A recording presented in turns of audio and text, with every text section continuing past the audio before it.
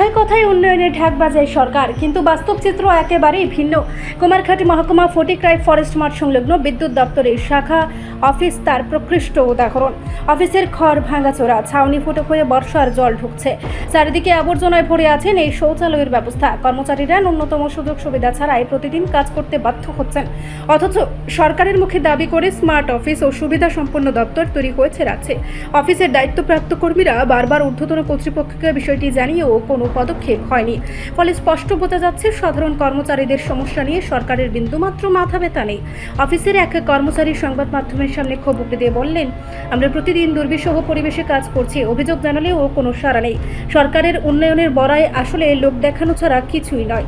সরকারের অব্যবস্থাপনা ও চরম অবহেলার ফলেই বিদ্যুৎ দপ্তরের মতো গুরুত্বপূর্ণ অফিস আজ ভগ্নদশায় পরিণত হয়েছে। স্থানীয়রা প্রশ্ন তুলেছেন, যদি দপ্তরের কর্মচারীরাই নিরাপদ পরিবেশ না পান, তাহলে সাধারণ মানুষের সেবা কতটা সঠিকভাবে দেওয়া সম্ভব?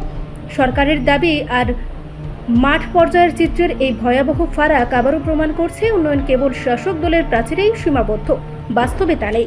প্রতিক্রিয়ার কারেন্ট অফিসের যে বহাল যে অবস্থা দাঁড়াইছে, একটা পেচ্ছাপ যেখানে একটা ইউরিনের জায়গা নাই, এরপরে এই ঘরে দিয়ে জল পড়তেছে, আর স্টাফও তো নাই। স্টাফ আছে তিনজন আছে রেগুলার স্টাফ, আমি একজন মহিলা, ডিআরডব্লিউ স্টাফ আর সব ক্যাজুয়াল স্টাফ 4 জন। তারাই নিয়ে আমরা অফিস করতে লাগে।